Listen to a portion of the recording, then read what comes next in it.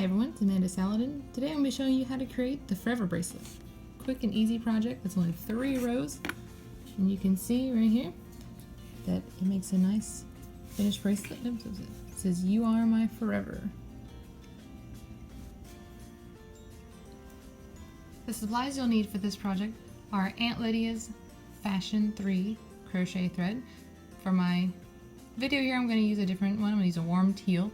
But for this one I used a rose color, and then a size D crochet hook. I like my clover hooks. A yarn needle.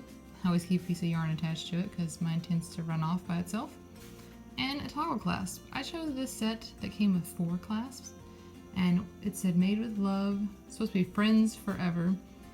Life is good and you are my sunshine, but I switched them up and I put "You are my forever" because I wanted this to be a gift that you could give to somebody that you care about. So I chose that one, and then today I'm going to use the Made with Love set in my example. So let's get started. Okay, to begin our project we're of course going to make a slip knot. Never made a slip knot before. You loop it around your hook. Make a circle around your yarn. And pull this side through the circle. Okay, it makes a nice knot that you can draw up like so, and that way you get a loop on your hook to start you out. So let's chain 38.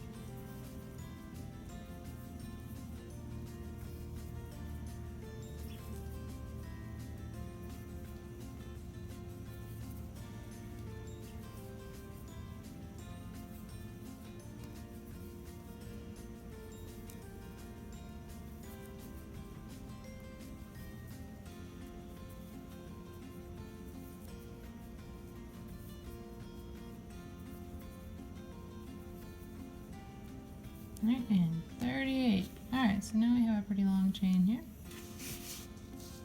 38 chains, and in row 1 we're going to single crochet in the second chain from hook in each chain to end up with 37.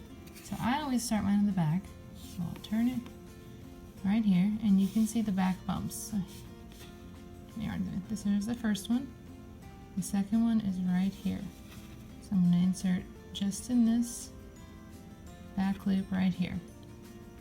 And then you yarn over, draw the loop, yarn over, and draw through 2. And now you do the same thing in each one, so I'll do it just in this back bump.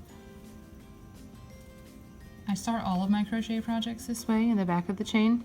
I like the way that it looks on the other side because you end up with this on the bottom. So if I'm making a scarf or something that looks nicer, but especially in something like this where I'm going to come around and work on the other side of my starting chain, it just really helps, in my opinion, to go ahead and do it in the back of the chain, so that way when you turn to the other side you can easily see your stitches and you're ready to go.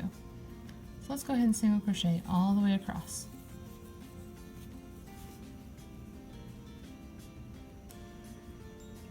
Sometimes you have to use your nail to help, especially with different yarns that want to split, so you have to use your nail to kind of get in there. I don't always keep my nails very long. I have small children, and make sure that I don't scratch them accidentally or anything, which I have done before when my first was a baby. So sometimes it's hard for me to grab the yarn.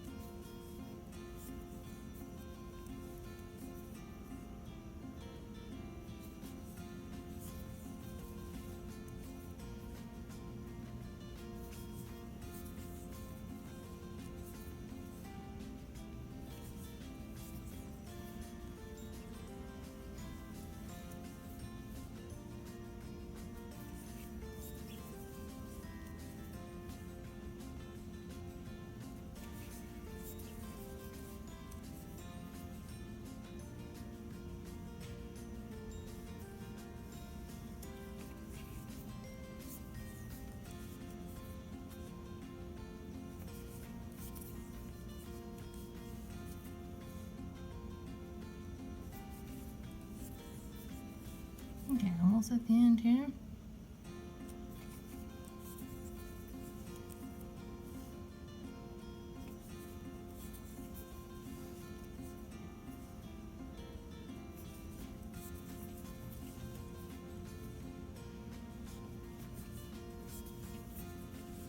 Alright, so you should end with 37 single crochets. And that's what I have here. Okay. It's the starting row for our Forever Bracelet. Alright, so now you turn the work to where it's facing this direction. And we're going to chain one. Single crochet right here in the very first. It's my favorite single crochet patterns. I love the look of this. So you chain one, skip the next single crochet right here, and single crochet in the next one. And you'll repeat that. So chain one, skip the next single crochet, single crochet in the next. And it just gives it a little bit more of an open look there. So chain one, skip, and single crochet. Continue that all the way down until you get to the last 2 stitches.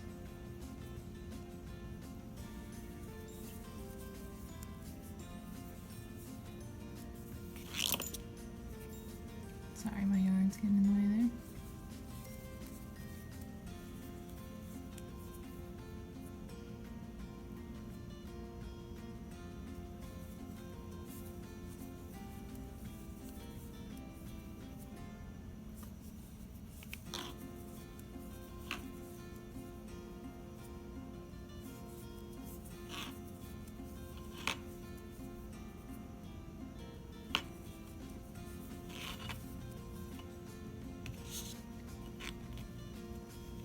Again, got my yarn needle sitting too close. Okay, so I'll keep going.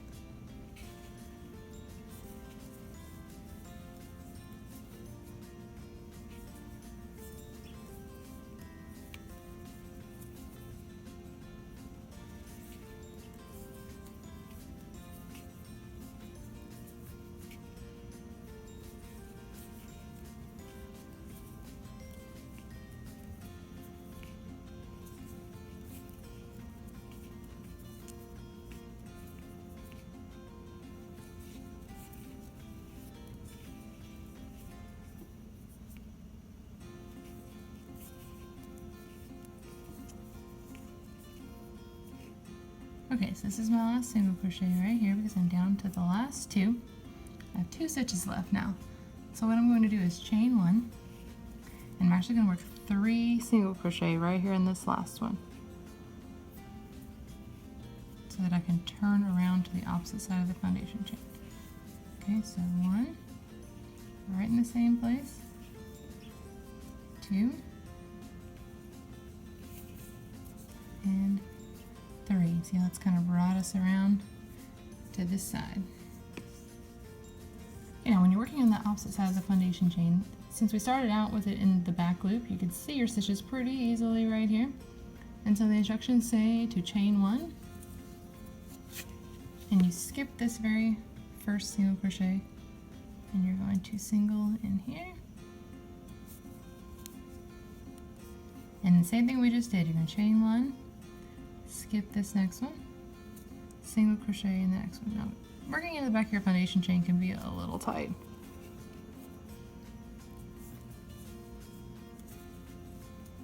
Okay, so chain one, skip this one, single crochet right in here. And work your way all the way down that way to the last 2 stitches.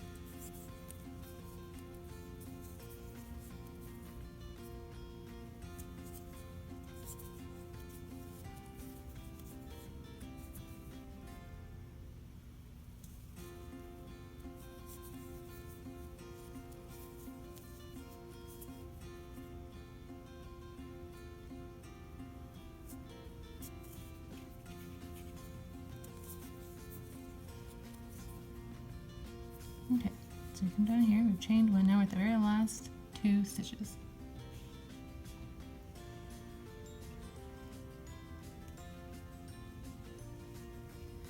Alright, we're going to work 2 single crochets right here in the very last stitch.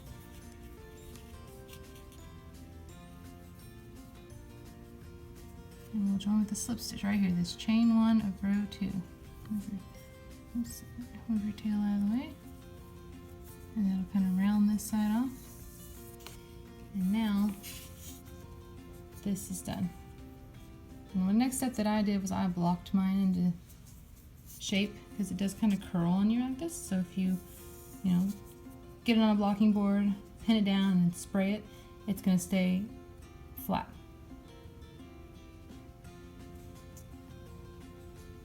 So after you block it, and do it together, you'll just sew your pieces on the ends here. So I'll just show you how to do that. I have my toggle end, which I would take my yarn needle, and what I did with the other one was I just put it right on top like this and sewed it into place. So here's my, and I've worn this one quite a bit, so you can see a little bit of wear on the yarn, but I've gotten a lot of good use out of it. I really like it because it goes with a lot of things, especially when I wear like a jean jacket and stuff. So I just sewed the toggle end right here, and then you would take your other end. You can see it's got a ring to sew it on, and sew it on the opposite end like that. So here's mine. So you can see I kind of put it behind, and I actually sewed this one on the end that already had a tail on it. Like when I cut this yarn and blocked it, I went ahead and just put it behind that and used the tail end so I could sew it and then weave in the end at the same time. And that's it. This is such an easy project. I hope you enjoy it, and I hope you get a lot of wear out of your bracelet. There's lots of different toggle clasps you can use.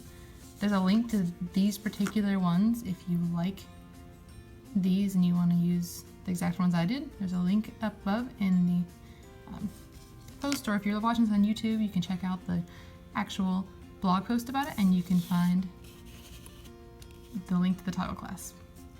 Thanks for watching. If you like this, please subscribe for more tutorial videos.